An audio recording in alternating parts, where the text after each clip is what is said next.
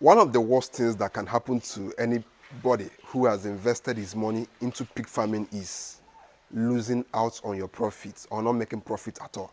Because at the end of the day, the major reason why we started pig farm is to be able to put food on our table, to be able to make income and not to lose the little one we have. Now, there are many stories of people who come to me telling me that they've put their money into pig farming but they're not getting their returns. Now, in this video is specifically for you people. Those of you who have put your money into pig farms and you did not get anything out of it, or those of you who are planning to invest into pig farming. This video is for you. These are the 5 possible things or mistakes that could make you not make profits in pig farm, or that could make you not make enough profits if you invest in pig farming. The very first mistake that most people make, which is the number one reason why they hardly make profit from pig farm, is starting their pig farm with poor breeds, bad breeds. On this farm, we have the large white, we have the TN70, we have the kangaroos. These are highly fortified genetics of pigs for commercial pig farming. And this is what I always advise people to get. Then if you want to add durocs, if you want to add the Pietren, you can add. But the most important thing is that you have good breeds that will convert well, that will grow well, and that will make your farm look good. Because one of the best things that can happen to anybody who owns a farm is when you come to your farm and your animals are performing very well. Any feed you give to them, they eat and convert at a very fast rate. There are some pigs that you put in your farm, they will eat for 5 months.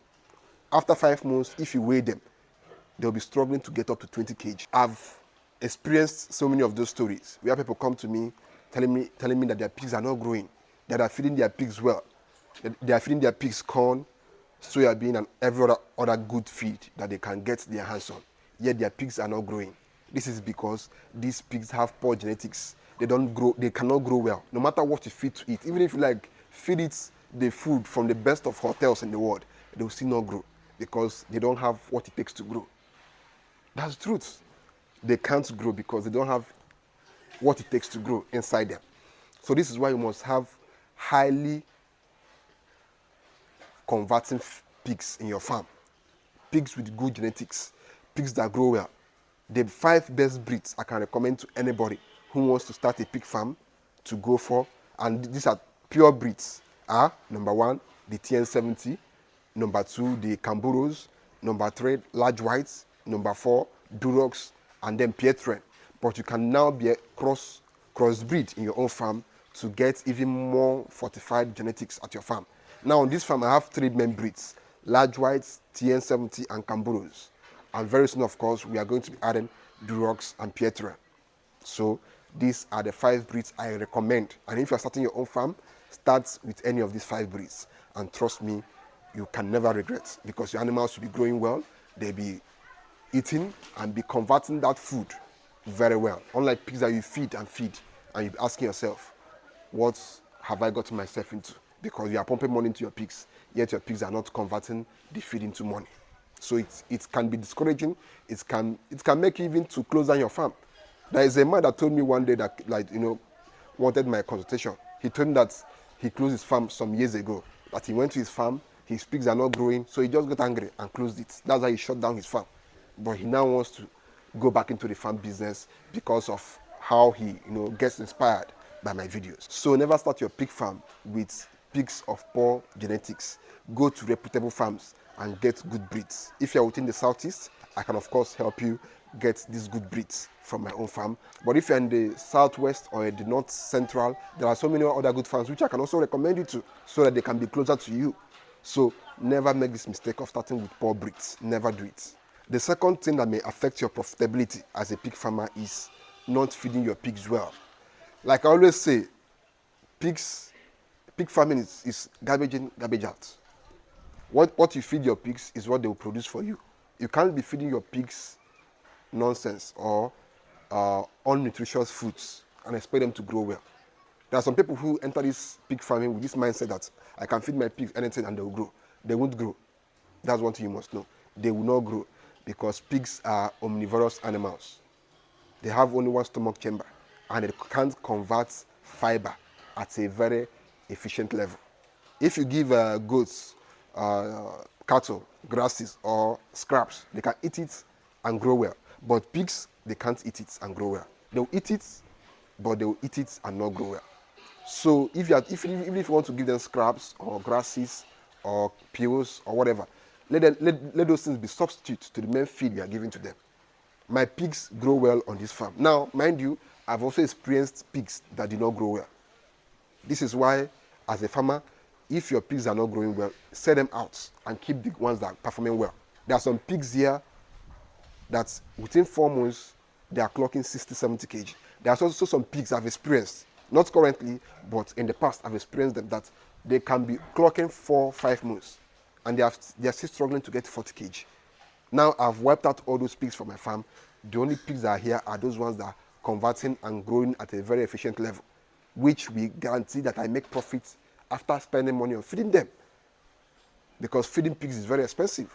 If you're into pig farming already, then you must attest to this. Feeding pigs is very, very expensive. So this is why you must get good genetics and, of course, feed them well. And, of course, you are going to make a lot of profits. That's the truth. That's the honest truth about it. The third thing that could cost you your profits as a pig farmer is having bad workers or untrained workers or workers who are basically nonchalant. Most of the times, the people that will be in your pig farm are your workers and not you. For example, I don't sleep on this farm. I come and I go. But my workers are the ones who are here 24/7. They act as the workers, they act as the farm attendants, they act as security too on the farm. So if your workers are untrained, they can't inject, they can't give injections on their own, they can't know when a pig is sick or having issues, it becomes a problem because there could be an emergency. Before you come from wherever you are to your farm, there could be problem. Or before you call your vet doctor to come to your farm, there could be problem. So your workers have to be able to handle certain little issues on the farm on their own. This is why they have to be trained. And this is why they also need to be serious with the work. If you have nonchalant workers, it's a big problem.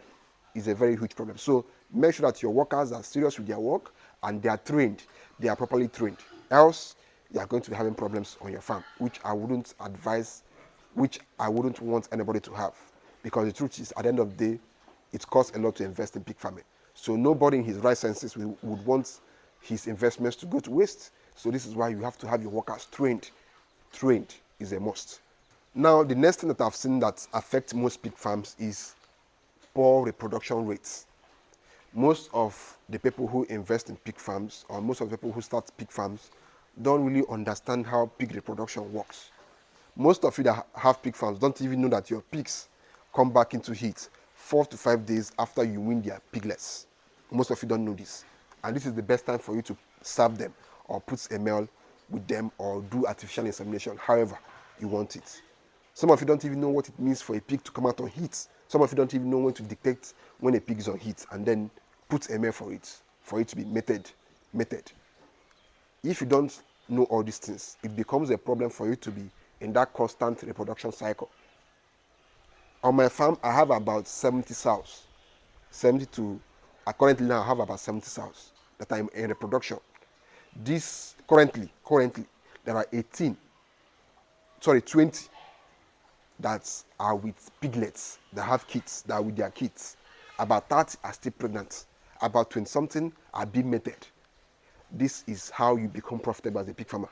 You are always in that cycle of reproduction. Your animals are always reproducing. Because if you're not reproducing, how will your farm be filled up? You're not buying pigs from outside. You have to do the reproduction at your farm. It's not like chicken farming where you buy day-old broilers from the factory. No, you have to reproduce at your own farm. This is why you must understand the proper ways of making sure that your animals are constantly reproducing. You must know all these things. Else, your pig farm will suffer. And when your pig farm is suffering, because of lack of production, your profit will suffer.